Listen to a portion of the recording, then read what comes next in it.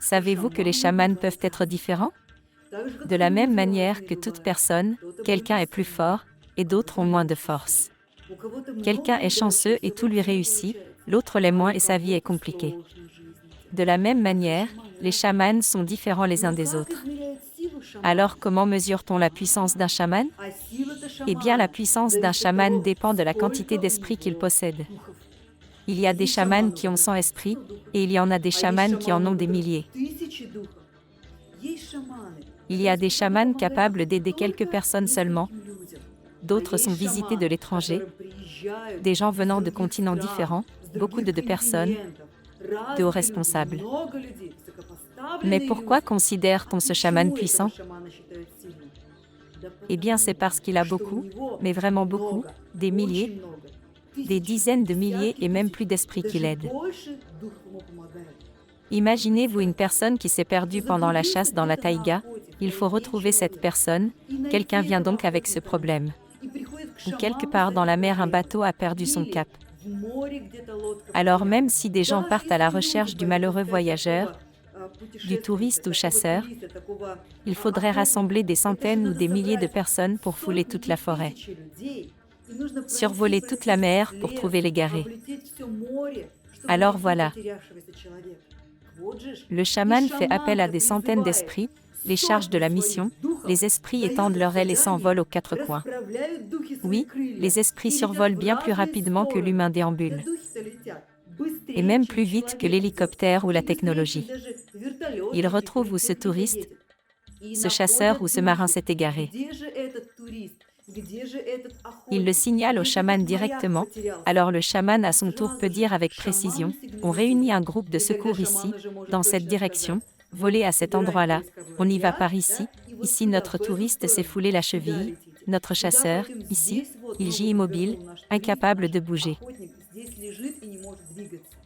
Oui, la puissance du chaman dépend de la quantité d'esprits qu'il possède. Et les esprits demeurent dans les amulettes chamaniques. Avez-vous vu combien d'amulettes le chaman porte sur lui? Énormément. Oui, dans les faits, le costume chamanique est une grande amulette en soi, faite d'innombrables amulettes. Voyez-vous, chaque image, chaque frange, chaque objet, chaque pompon, ce n'est pas un simple objet, c'est la petite demeure pour l'esprit. Sur le costume chamanique, il y a simultanément une centaine de ces esprits.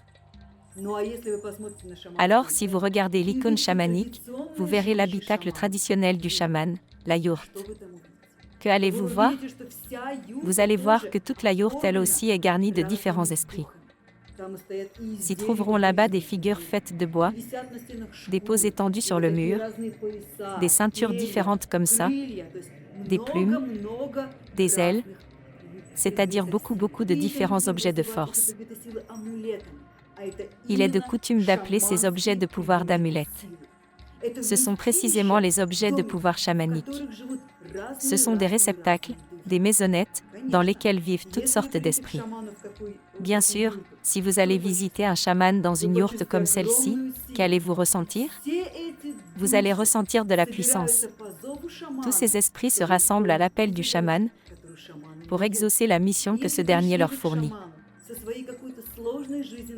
Si vous êtes venu voir le chaman avec une problématique compliquée dans votre vie, bien entendu, nous comprenons que dans chaque situation sont impliquées de nombreuses personnes, sont impliquées de nombreuses circonstances et beaucoup d'autres détails. Alors on a toujours besoin d'aide de nombreux esprits. Le chaman saisit donc son tambourin, crée un rythme chamanique, rassemble les esprits et les envoie vous aider dans le rituel.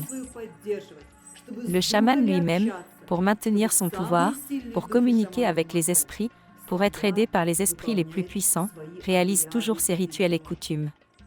Le matin comme le soir. La nuit comme le jour.